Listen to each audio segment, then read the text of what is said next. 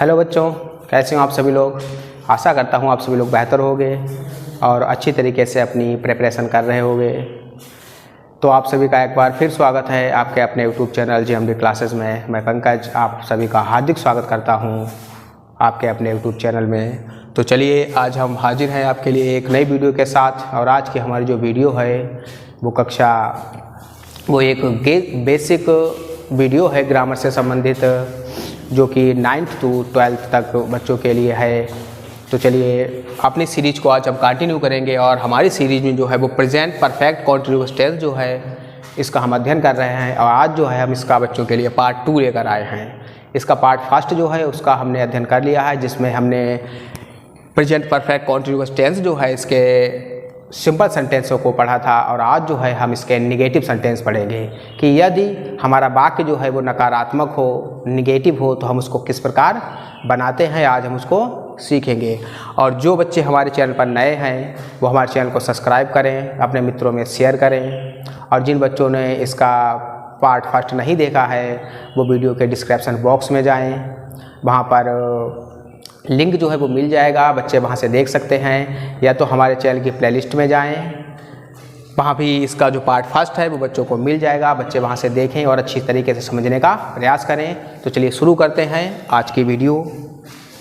तो आज की हमारी जो वीडियो है वो present perfect continuous tense part 2 हम बच्चों के लिए लेकर आए हैं। और आज जो है पार्ट 2 में हम प्रेजेंट परफेक्ट कॉन्टिन्यूअस टेंस जो है इसके निगेटिव सेंटेंस को पढ़ेंगे कि जो वाक्य यदि वाक्य निगेटिव हो हम उसको किस प्रकार बनाते हैं। तो चलिए शुरू करते हैं।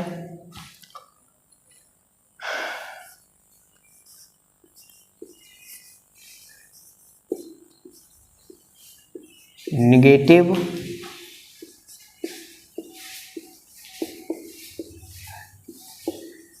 सेंटेंसेस, निगेटिव सेंटेंसेस को हम पढ़ेंगे, अर्थात नकारात्मक वाक्य।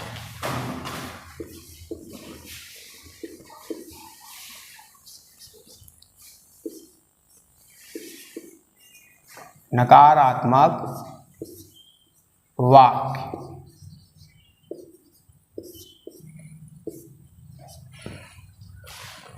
वे वाक्य जो नकारात्मक होते हैं, कहने का मतलब है ऐसे वाक्य जो नकारात्मक होते हैं। नकारात्मक का मतलब है बच्चों ऐसे वाक्य जिनमें नहीं शब्द का प्रयोग किया जाता है। हम यहाँ पर नीचे लिख देते हैं नकारात्मक वाक्य कौन से होंगे, जिनमें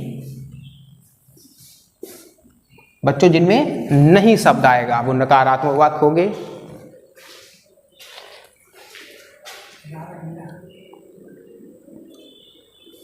तो बच्चों चलिए आगे बढ़ते हैं। तो चलिए बच्चों शुरू करते हैं। नकारात्मक वाक्य अर्थात जिन वाक्यों में नहीं होगा तो वे नकारात्मक वाक्य होते हैं। जिन वाक्यों में नहीं होता है तो चलिए इसको हम बनाते हैं। किस प्रकार वाक्य को बनाएंगे, तो सबसे पहले हम इसका नियम देखते हैं कि जो नकारात्मक वाक्य होंगे हम उसको किस प्रकार बनाते हैं।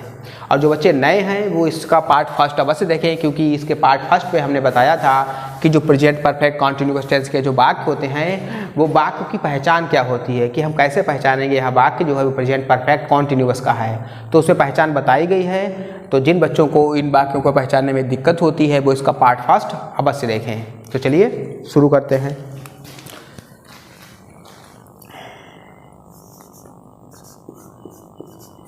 बनाने का नियम।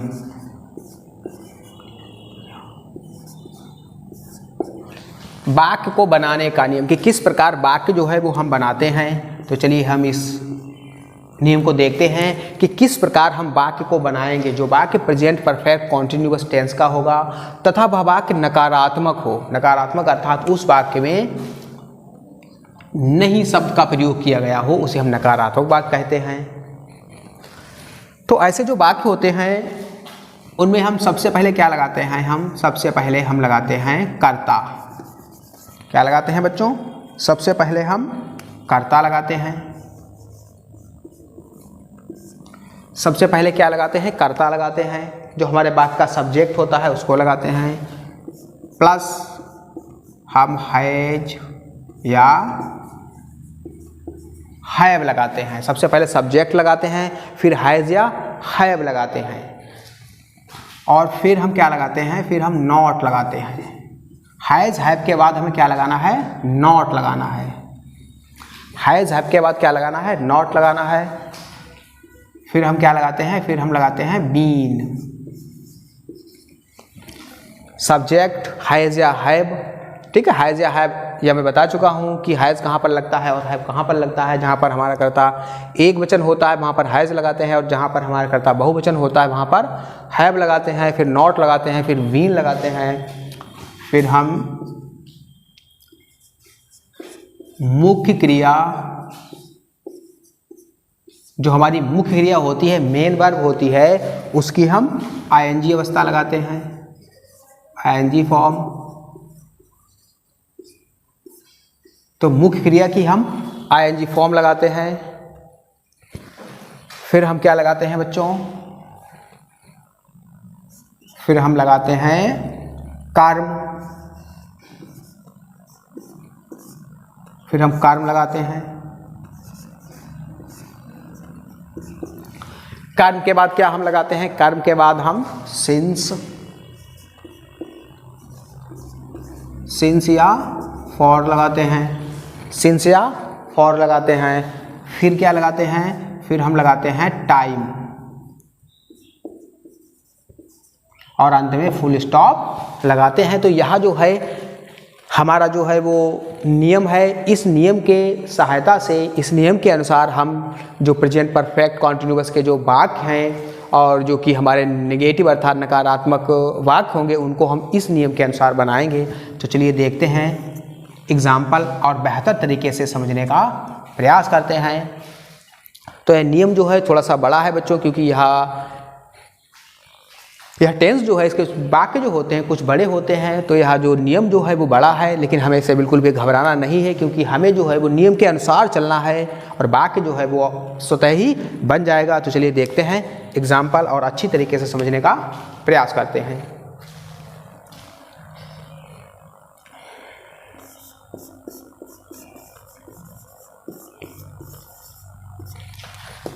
एग्जाम्पल, तो चलिए एग्जाम्पल की सहायता से अच्छी तरीके से समझने का प्रयास करते हैं कि किस प्रकार हम वाक्य बनाते हैं। तो जहाँ पर यहाँ पर एक उदाहरण जो है वो हम लिख रहे हैं।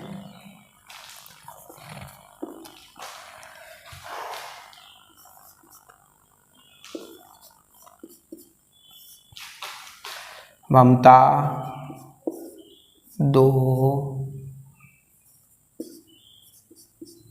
दिनों से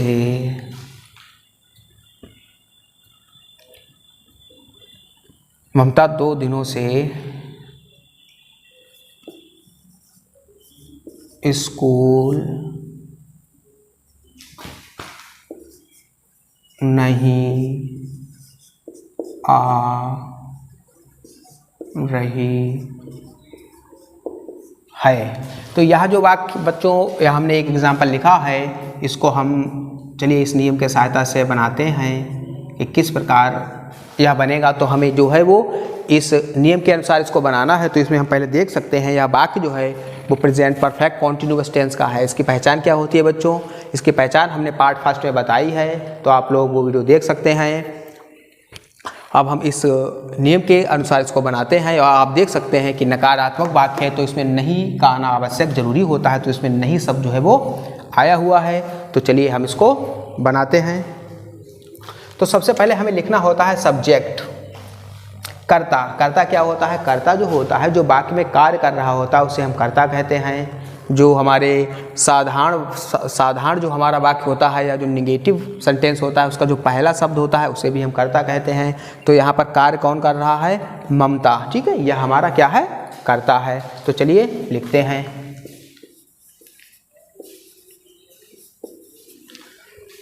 ममता, सबसे पहले हमने लिखा ममता हमारा सब्जेक्ट हो गया। फिर हम क्या लगाएंगे, हैज़ या हैव। तो हैज़ या हैव जो है बच्चों वो मैं बता चुका हूँ कि जहाँ पर एक वचन कर्ता होता है वहाँ पर हम हैज़ लगाते हैं, और जहाँ पर कर्ता बहुवचन होता है वहाँ पर हम हैव लगाते हैं। तो चलिए इसको हम लिख देते हैं ताकि आपको याद रहे।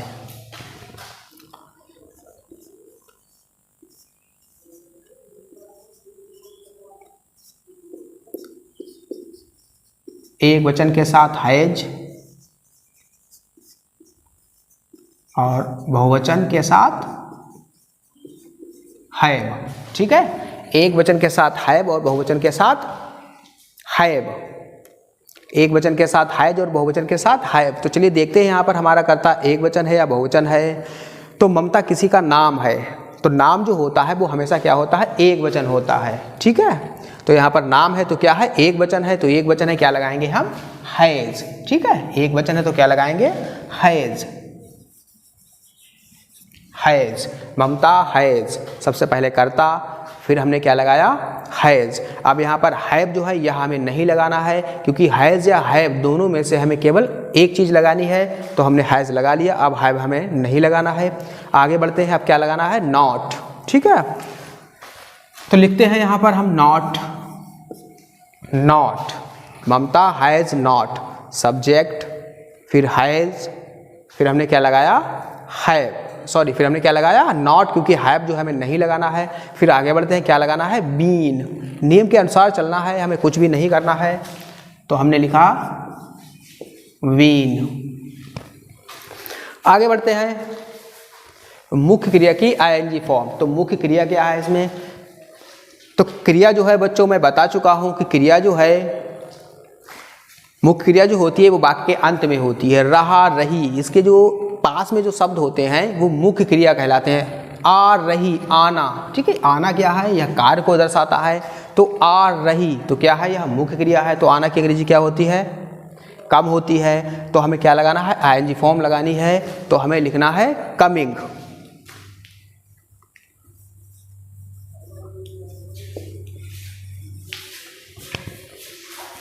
ममता has not been coming, Mamta has not been coming. तो अब कमिंग, क्योंकि मुझे मुख्य क्रिया की आईएनजी फॉर्म लगानी थी, तो आईएनजी फॉर्म मैंने लिख ली है। अब आगे बढ़ते हैं, अब लगाना है कर्म। कर्म, तो कर्म क्या है, कर्म है बच्चों यहाँ पर स्कूल। तो अब स्कूल लगाना है, तो स्कूल। अब एक बात याद रखनी है, जहाँ पर हम आते हैं तो उसके लिए हम फ्रॉम का यूज करते हैं, और जाने के लिए हम गो टू का यूज करते हैं। ठीक है, तो यहाँ पर हमें क्या लगाना है, coming from, coming from school. ठीक है, यह हमारा कर्म हो गया है। अब हमें क्या लगाना है, अब सिंस या फॉर। अब सिंस या फॉर के लिए मैं पीछे बता चुका हूं, चलिए एक बार फिर बताता हूं कि सिंस कहां पर लगाया जाता है, फॉर कहां पर लगाया जाता है। सिंस का यूज हम करते हैं जहां पर हमारा समय जो होता है वो निश्चित होता है, और फॉर का यूज हम वहां पर करते हैं जहां पर हमारा समय जो होता है वो अनिश्चित होता है। तो चलिए इसको हम यहाँ पर लिख देते हैं ताकि आप लोगों को बेहतर समझ में आए।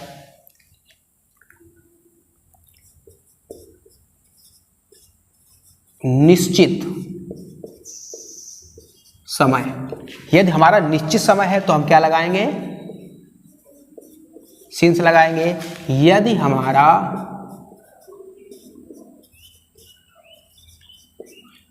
हमारा समय कैसा है, अनिश्चित है, तो हम क्या लगाएंगे, फॉर लगाएंगे। तो बच्चों यह आपको याद रखना है, यह जो है वो सिंस और फॉर के लिए है, यह जरूरी है। तो निश्चित समय होगा तो हम वहाँ पर सिंस लगाएंगे, और जहाँ पर अनिश्चित समय होगा वहाँ पर हम फॉर लगाएंगे। ठीक है, तो यहाँ पर हमारा समय है 2 दिनों से। तो 2 दिन जो है वो हमारा क्या है, वो हमारा एक अनिश्चित समय है। ठीक है, यहाँ पर 2 घंटे होता वो भी हमारा अनिश्चित समय होता। अगर यहाँ पे होता 2 बजे से तो हमारा निश्चित होता।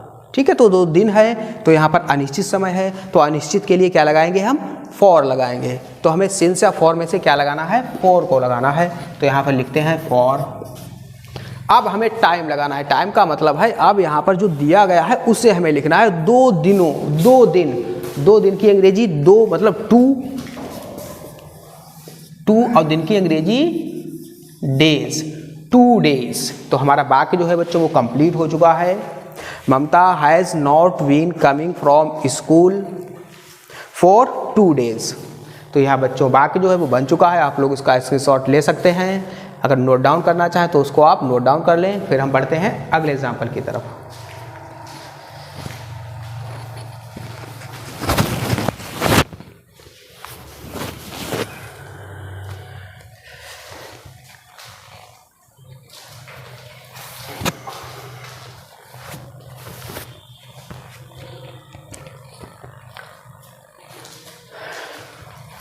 आई होप बच्चों आपने इसको नोट डाउन कर लिया होगा या फिर स्क्रीनशॉट ले लिया होगा। चलिए बढ़ते हैं अगले एग्जाम्पल की तरफ, देखते हैं और एग्जाम्पल अच्छी तरीके से समझने का प्रयास करते हैं।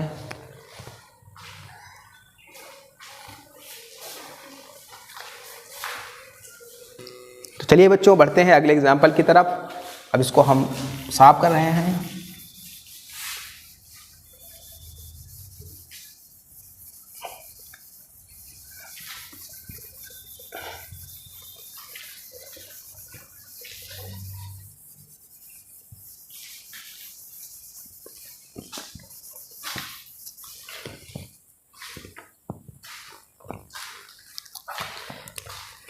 चलिए देखते हैं एक और एग्जाम्पल और समझने का अच्छे तरीके से प्रयास करते हैं।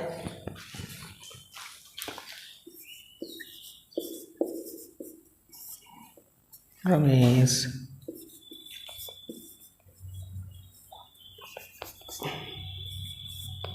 सुबह से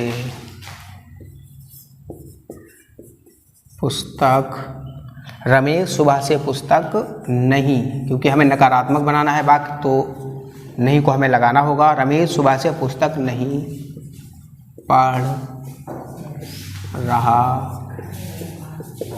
है। तो बच्चों यह वाक्य जो है मैंने लिख दिया है, रमेश सुबह से पुस्तक नहीं पढ़ रहा है। यह भी आप देख सकते हैं इसमें नहीं शब्द आया हुआ है, तो जिसमें नहीं शब्द आया हुआ होगा यह नियम जो बच्चों है वो उसी के लिए है जिसमें नहीं शब्द आया हो। तो चलिए बच्चों देखते हैं इस उदाहरण को देखते हैं और बनाते हैं और अच्छी तरीके से समझने का प्रयास करते हैं। यह नियम जो बच्चों है आप लोगों को याद रखना है कि यह नियम जो है आप उसी में लगाना, उसी वाक्य में लागू करना जिस वाक्य में नहीं दिया हो, अर्थात जो वाक्य कैसा हो, निगेटिव सेंटेंस हो, नकारात्मक वाक्य हो और हमारा टेंस जो है वो प्रेजेंट परफेक्ट कॉन्टिन्यूअस टेंस का यदि वाक्य है और वाक्य हमारा नकारात्मक है तो उसमें आप लोग क्या कर सकते हो, इस नियम को लगा सकते हो, इस नियम के सहायता से वाक्य को बना सकते हो। ठीक है, चूँकि हम बना चुके हैं एक वाक्य और आपको यह भी वाक्य बनाकर दिखाते हैं, तो चलिए इसको भी बनाते हैं। तो सबसे पहले हमें क्या लिखना है, सब्जेक्ट। तो हमने बताया बच्चों सब्जेक्ट जो होता है वो वाक्य का पहला शब्द हम लिख सकते हैं, पहला शब्द हो सकता है और दूसरा भी शब्द हो सकता है। ठीक है, वो हमें पढ़ने के बाद पता लगता है कि सब्जेक्ट जो है वो एक शब्द का है या दो शब्द का है। तो यहाँ पर रमेश, फिलहाल यहाँ पर रमेश शब्द है, एक शब्द, रमेश किसी का नाम है। तो बच्चों मैंने बताया कि नाम किसी का होता है वो हमेशा अकेला होता है और वो क्या होता है, वो हमेशा एक वचन होता है, सिंगुलर होता है। ठीक है, और उसके साथ हमेशा हम क्या लगाते हैं, हैज लगाते हैं। तो चलिए लिखते हैं रमेश।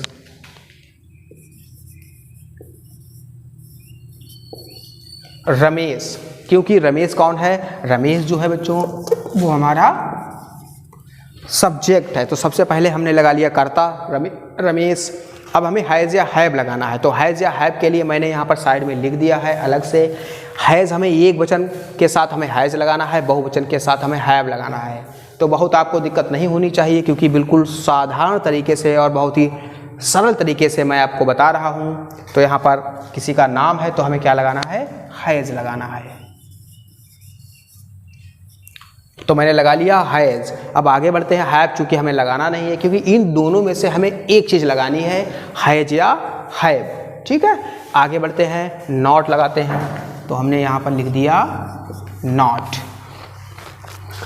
और आगे बढ़ते हैं, अब नियम के अनुसार हमें चलना है और जो नियम हमें बता रहा है उसी को हमें लिख देना है। सबसे पहले सब्जेक्ट बताया तो हमने लिख दिया रमेश।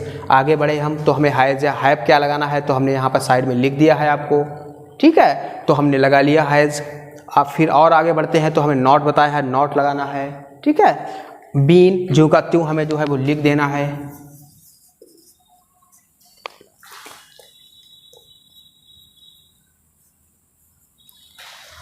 मुख्य क्रिया की आईएनजी फॉर्म, तो मुख्य क्रिया हमने बताया जो रहा। ठीक है, ये रहा के पास जो शब्द है पढ़ रहा, इन दोनों को मिला के मुख्य क्रिया बनती है। जब आईएनजी फॉर्म हम लगा देते हैं तो उसका अर्थ हो जाता है रहा रही के साथ निकलता है। जैसे रीड माने पढ़ना, हम अगर इसमें आईएनजी लगा देते हैं, रीडिंग कर देते हैं तो होता है पढ़ रहा, पढ़ रही। ठीक है, तो उसका रहा रही के साथ अर्थ निकलता है, इसीलिए हमें आईएनजी फॉर्म इसमें लगाना है क्योंकि हिंदी में रहा रही इसमें आया हुआ है। तो हम लगाते हैं, पढ़ना की अंग्रेजी सभी को पता है बच्चों, रीड होती है। तो रीड में आईएनजी लगाएंगे तो reading. Ramesh has not been reading, मुख्य क्रिया की आईएनजी फॉर्म ये हमने लगा दी है। आगे बढ़ते हैं, अब देखते हैं कर्म लगाना है। कर्म क्या है बच्चों? कर्म इसमें है पुस्तक यानी किताब, ठीक है। तो रीडिंग ए बुक या द बुक कुछ भी हम लिख सकते हैं यहाँ पर। रीडिंग ए बुक हमने लिख लिया, ठीक है। आगे बढ़ते हैं सिंस या फॉर। अब यहाँ पर बच्चों आपको हैज़ या हैव इन दोनों में से एक चीज़ लगानी है और सिंस या फॉर जो है उसमें से भी एक ही चीज़ लगानी है। इन दोनों के लिए मैंने यहाँ पर अलग से नियम बताया है आपको। जहाँ पर निश्चित समय होता है वहाँ पर हम सिंस लगाते हैं, जहाँ पर अनिश्चित समय होता है वहाँ पर हम फॉर लगाते हैं। तो यहाँ पर क्या है? सुबह से, देखिए सुबह से, तो सुबह क्या है? एक निश्चित समय है। भाई इसने बताया है हमें कि यहाँ पर रमेश जो है वो पुस्तक नहीं पढ़ रहा है। कब से नहीं पढ़ रहा है? सुबह से। सुबह जो है वो हमारा एक निश्चित समय है, ठीक है। तो निश्चित के लिए हम क्या लगाते हैं? सिंस लगाते हैं। तो लिखते हैं सिंस, सिंस। अब सिंस लगा लिया। अब सिंस के बाद समय, समय के समय क्या है? समय आपका इसमें दिया गया होगा वाक्य में, ठीक है। तो यहाँ पर क्या है? सुबह। तो सुबह की अंग्रेजी क्या होती है? मॉर्निंग। तो हमें क्या लिख देना है? मॉर्निंग। आखिर में क्या है? हमें फुल स्टॉप लगाना है और वाक्य जो है हमारा वो बन चुका है। Ramesh has not been reading a book since morning. तो आई होप आपको यहाँ समझ में आया होगा नियम, और आप लोग इसको नोट डाउन कर सकते हैं, इसका स्क्रीनशॉट ले सकते हैं। तो आई होप बच्चों आपने इसका स्क्रीनशॉट ले लिया होगा। चलिए एक एग्जाम्पल और देखते हैं और अच्छी तरीके से समझने का प्रयास करते हैं, ताकि कोई भी इस टेंस को लेकर कोई भी डाउट ना हो और आपको इस वीडियो देखने के बाद कोई भी वीडियो देखने की आवश्यकता ना हो। तो चलिए एक और एग्जाम्पल देखते हैं।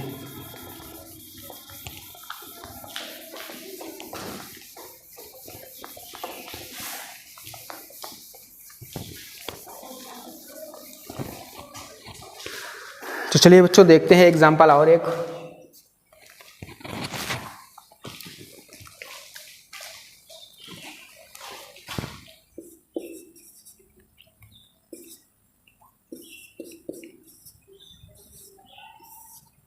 खिलाड़ी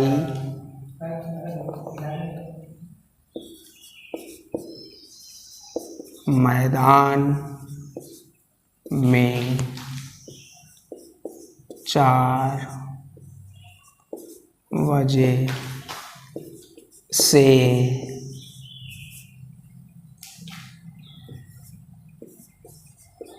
फुटबॉल नहीं खेल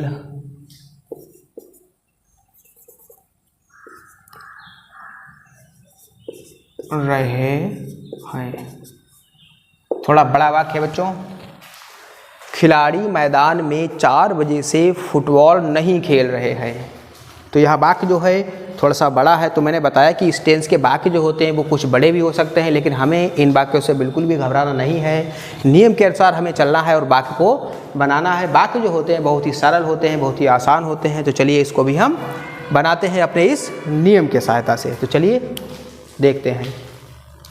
खिलाड़ी मैदान में 4 बजे से फुटबॉल नहीं खेल रहे हैं। तो देखते हैं, सबसे पहले हम अपना कर्ता लगाते हैं। हमारा कर्ता क्या है? खिलाड़ी।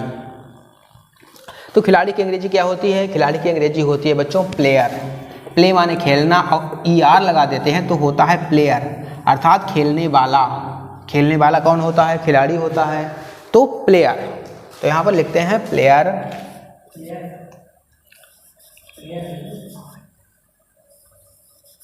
और यहाँ पर हम देखते हैं कि हमारा जो खिलाड़ी जो है वो एक वचन है या बहुवचन है। ठीक है, खिलाड़ी यहाँ पर हमें जो है वो नहीं, इसको हम देखते हैं तो हमें नहीं पता लग रहा है कि यह एक वचन है या बहुवचन है। तो हम पूरे सेंटेंस को पढ़ते हैं तब हमें पता लगेगा कि यह एक वचन है या बहुवचन है। खिलाड़ी मैदान में 4 बजे से फुटबॉल नहीं खेल रहे हैं। अब यहाँ पर हमें पता लगा रहे हैं, तो इस शब्द ने हमें बताया रहे हैं। रहे का मतलब है कि एक से ज़्यादा खेल रहे हैं। अगर यहाँ पर होता रहा है तो एक वचन होता बच्चों। रहे हैं यानी कि बहुवचन है, अर्थात यह खिलाड़ी जो है वो मैदान में जो खेल रहा है वो एक से ज़्यादा है, अर्थात बहुवचन है। तो हमें यहाँ पर क्या लगाना होगा? यस बढ़ाना होगा, क्योंकि बहुवचन के साथ हम यस बढ़ाते हैं। तो प्लेयर्स करना होगा। ठीक है। तो अब हमें पता लग गया है कि हमारा कर्ता क्या है, बहुवचन है। तो जब बहुवचन है कर्ता तो अब क्या लगेगा, हैव लगेगा, क्योंकि हम बता चुके हैं आपको बहुवचन कर्ता के साथ हैव लगाते हैं। ठीक है। तो प्लेयर्स अब क्या लगाना है, हैव। Players have. ठीक है। आगे क्या लगाना है, नॉट लगाना है।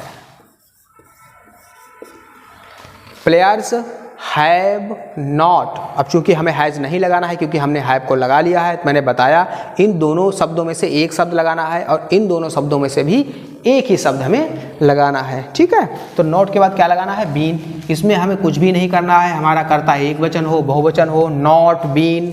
ठीक है। ये हमें जो के त्यों लिख देने हैं नियम के अनुसार। आगे बढ़ते हैं, मुख्य क्रिया की आईएनजी फॉर्म लगाते हैं। तो मुख्य क्रिया क्या है, खेल रहे, खेलना। ठीक है, खेलना। और चूंकि हमें आईएनजी फॉर्म लगानी है तो रहे है तो आईएनजी फॉर्म लगानी है। तो खेलना की आईएनजी क्या होती है बच्चों, प्ले। प्ले होती है। और आईएनजी जब लगाएंगे तो हो जाएगा प्लेइंग। तो प्लेइंग हो जाएगा, players have not been playing. ठीक है। प्लेइंग। यहां तक हमारा वाक्य जो है वो बन चुका है। अब आगे बढ़ते हैं, हमें कर्म लगाना है। ठीक है। तो कर्म क्या है बच्चों, फुटबॉल। कर्म क्या है, फुटबॉल। ठीक है। तो हम फुटबॉल लिखते हैं, playing football. Football. Players have not been playing football. अब आगे देखते हैं, आगे क्या है बच्चों, सिंस या फॉर, लेकिन इसमें अभी बचा है मैदान में।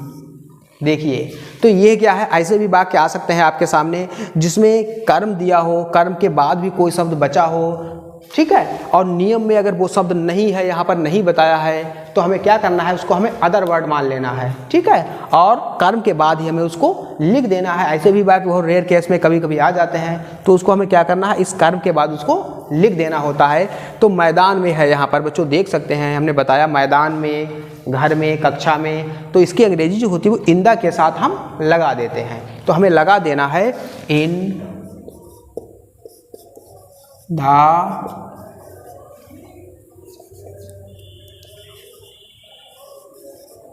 फील्ड। इन द फील्ड, मैदान में की अंग्रेजी इन द फील्ड लगा ली हमने। अब सिंस या फॉर लगाना है। अब हमें देखना है यहाँ पर हमारा समय जो है वो निश्चित है या अनिश्चित है। 4 बजे से 4 बजे। भाई यहाँ पर पता लग रहा है कि जो काम जो है वो हो रहा है वो बिल्कुल एक उसका टाइम जो है वो फिक्स है, 4 बजे से है। तो जहाँ पर टाइम फिक्स होता है, जहाँ पर निश्चित होता है, तो निश्चित है बिल्कुल, यानी कि निश्चित है। ठीक है। हमें पता है कि कब से समय जो है वो शुरू हुआ है, 4 बजे से। तो निश्चित के लिए क्या लगाते हैं, सिंस लगाते हैं। तो यहाँ पर लिखते हैं सिंस। सिंस। तो सिंस लिख लिया। अब क्या लगाना है, समय। ठीक है। फॉर या सिंस के बाद जो भी होता है उससे हम लिख देते हैं 4 बजे से। तो 4 बजे से हम क्या लिखते हैं, फॉर।